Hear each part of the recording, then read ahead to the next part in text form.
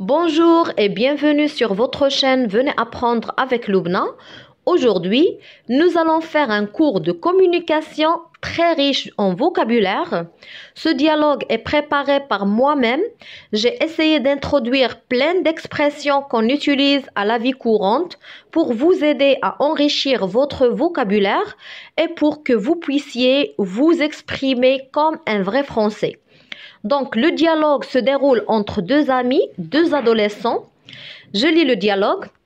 Salut, tu en fais une tête. Qu'est-ce que tu as? Mes parents m'ont confisqué le portable à cause de mon bulletin. Je pense que c'est le temps pour toi d'apprendre à vivre sans portable. Ça peut être bénéfique. D'ailleurs, c'est une addiction comme une autre. C'est facile pour toi de dire ça parce que tu n'as pas de téléphone portable. Oui, peut-être.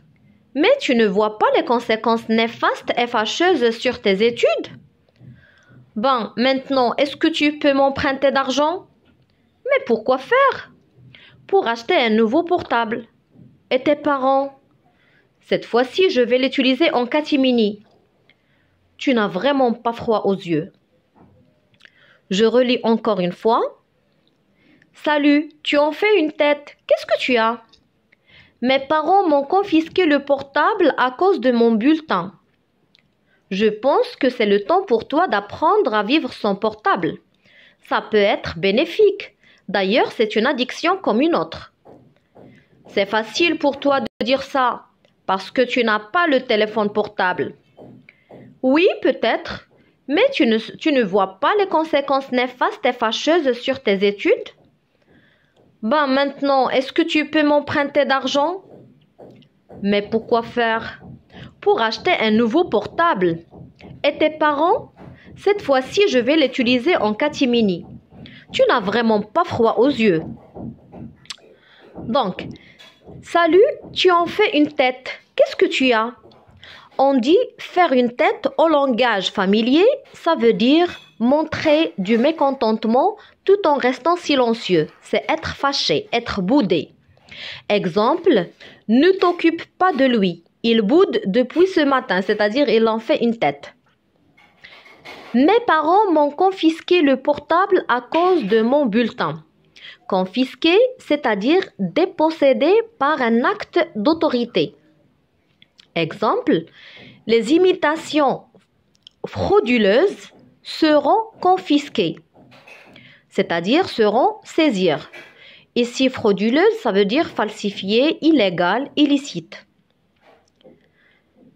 Donc, à cause de mon bulletin, c'est-à-dire qu'il a eu de mauvaises notes.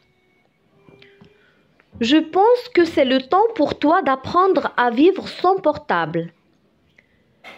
On peut dire aussi, tant mieux, ça serait une bonne occasion pour toi de pouvoir vivre sans portable.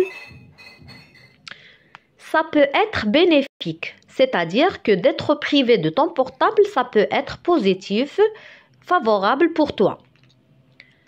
D'ailleurs, on peut le remplacer par de plus. C'est une addiction comme une autre, c'est-à-dire que tu es devenu très dépendant du portable. Très obsédé. C'est comme quand on parle de la dépendance à l'égard d'une drogue ou d'alcool. C'est facile pour toi de dire ça.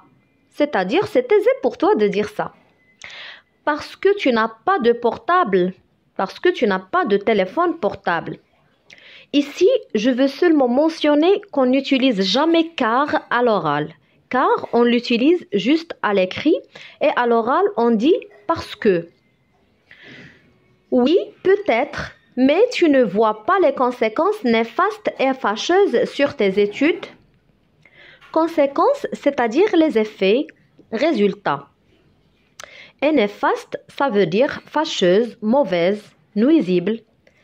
Exemple, l'usage excessif d'Internet peut avoir des conséquences néfastes et fâcheuses sur l'enfant. Ou tout simplement, exemple, cette année néfaste. Ben, maintenant, est-ce que tu peux m'emprunter d'argent? Ici, ben, ça veut dire qu'il n'est pas intéressé par les paroles de son ami. emprunter, c'est-à-dire se faire prêter. Exemple, peux-tu m'emprunter ton livre? Mais pourquoi faire? C'est-à-dire pourquoi tu veux que je te prête d'argent? Pour acheter un nouveau portable. Il veut encore acquérir un autre. Et tes parents? C'est-à-dire qu'est-ce que tu vas dire à ton père et à ta mère lorsqu'ils vont voir le nouveau portable?